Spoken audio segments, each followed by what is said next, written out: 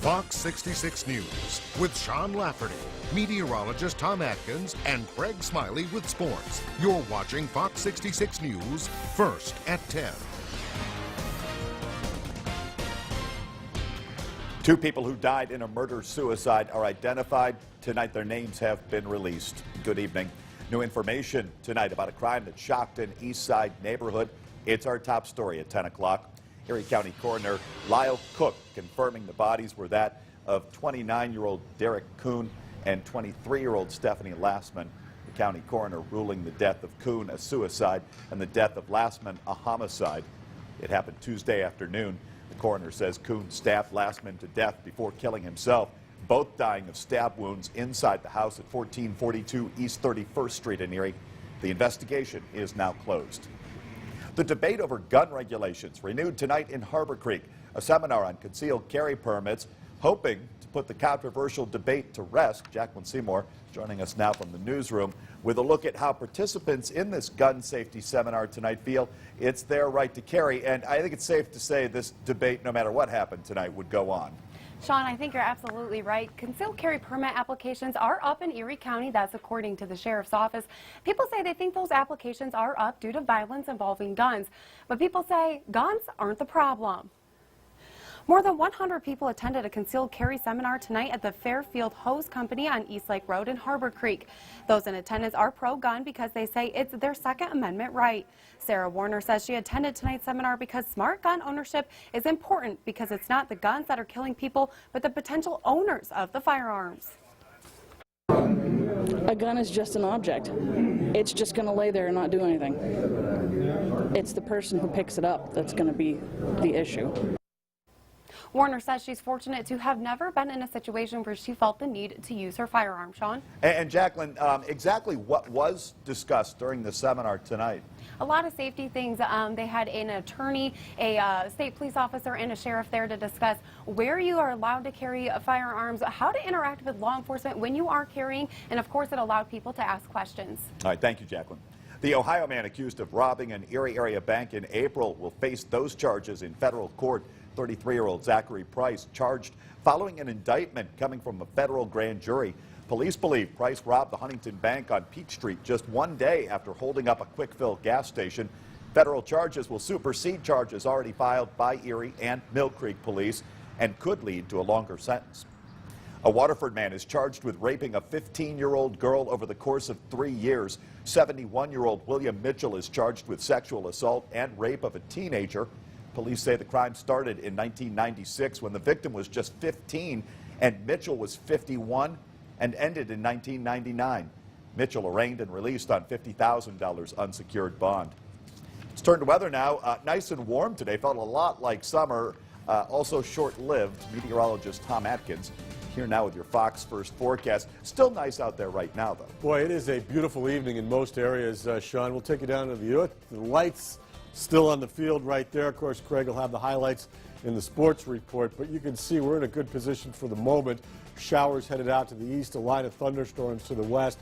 And as we look at live pinpoint, you can see there's a lot of lightning on the left side of your sets just moving into Cleveland and the western basin. So as you look at temps, enjoy this, 61 to 70 degrees at 10 o'clock, warmer than it was last night, of course, and still warm for much of the night, but those showers and storms will move in, they will move through.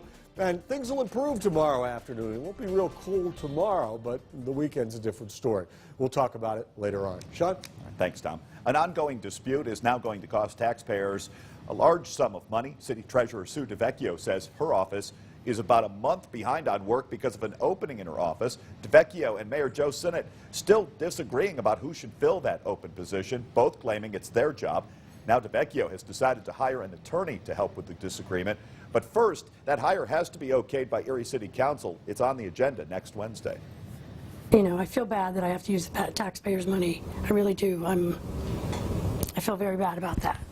And Mayor Sinnott should too. I'm surprised that she would use public funds to do this because really this has been the hiring practice for the 10 years that I've been here. The cost to taxpayers of hiring a lawyer would be $4,000. The $2.8 million debate continues over what's being called a potential conflict of interest. An Erie City Councilman who voted for the amendment standing by his vote tonight. It's continuing coverage on Fox 66 News. Sonia Arrington proposed an amendment to the HUD CDBG funding, which included $6,000 for the Booker T. Washington Center, where Arrington's organization is housed. City Councilman Dave Brennan says according to the legal definition being discussed, and from what Arrington has explained to them about where the money's going, there is not a conflict of interest. Brennan saying the question is whether or not HUD's definition matches that. It was a very tough vote. There's a lot of issues to weigh, but I definitely stuck with my vote. And right now, we just need to get these issues clarified. Brennan saying that at the City Council meeting, when the amendment was proposed, even the city solicitor did not call it a conflict of interest. An Erie County Council member requests to hold back pay raises for county employees. This story is new at 10 o'clock. Caroline Collins joins us now live in the control room with much more on this. Caroline. Sean, good evening. Councilmember Ed DiMatteo says he has good reasoning for this, and this is only going to be for a short time period. DiMatteo put forth an ordinance so that County Council will hold any pay increases or merit pay raises until they receive the findings from the Financial Pay Plan Investigation Committee. He says county department heads will frequently request raises for certain individuals within their department, saying many times those are hinging on merit. He says sometimes the departments want to go over and above what the county's personnel code calls for as far as salaries. But there is a problem with the county's personnel code. It's outdated. There has not been an upgrade to the personnel code since 1985. County Council hired Felice and Associates from Greensburg, Pennsylvania to assess the appropriate payment amounts for county positions. So in doing so now, we actually come into the 21st century and use 2016 numbers when deciding on what those starting salaries should be. This will be voted on Tuesday at when the county meets. Also, council will have to approve everything that was found by Felice and Associates when this report comes back in June. And additionally tonight, Caroline, I understand auditors were at the meeting presenting their findings on the county's 2015 audit? Yes, they were, and the council members say everything was fine and the county was run quite well in 2015. All right, thank you, Caroline. A proposal to change control of police dispatch in the city of Meadville goes before their city council. The proposal going before Meadville City Council Wednesday. Councilman Bob Langley saying a majority of residents oppose the idea, citing a loss of community policing and a service to report non-emergency situations that do not require traditional 911 help. Currently, any call for city police response goes to one of their own 4 dispatchers who provide 24-hour dispatch service. Meadville City Manager said moving city dispatch to county dispatch could save taxpayers a lot of money. Probably in the second year we might save up to $120,000 a year. There's moving parts to that. Most of those are personnel costs. We would obviously take care of every call for service that came in, and prioritize it, and give it to the Meadville Police, and they would handle it from there. If the proposal is approved, the county says they would need at least a year to transition into taking on the city's calls. Union workers at Erie's General Electric plant say more work is heading out of town, but the company says it won't happen until 2017. Those workers saying that the work to update the power supplies of old locomotives they thought would happen in Erie, but now the company is moving the work to other places, including the new locomotive plant in Texas. In a statement, the company called the realignment routine, saying it's a, quote, normal part of business to align our resources across the entire supply chain. No jobs are expected to be affected.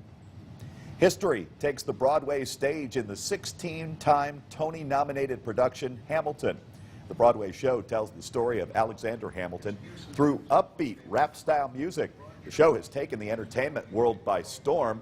Dr. Andrew Roth hosted a Hamilton presentation at the Jefferson Educational Society tonight. Dozens of people showing up to examine how this modern Broadway play is changing the way generations are viewing history. The Broadway musical by Lin-Manuel Miranda brings history to life, emphasizing the importance of Alexander Hamilton. You have young people who are really engaged with history for a change. It's wonderful that something about someone who most people don't know a lot about, Hamilton, is now a major topic. Many crediting Hamilton's stay on the $10 bill to the new musical. All eyes on Capitol Hill for a Republican meeting of the minds, but was the big question answered? Will House Speaker Paul Ryan endorse Donald Trump? I'm Joel Waldman in Washington. We'll have the details of that story coming right up. In just a matter of weeks, the Freedom Square apartments are already halfway filled. Tonight, we'll take you inside. Also, one journalist finds out the hard way what it's like to eat your words.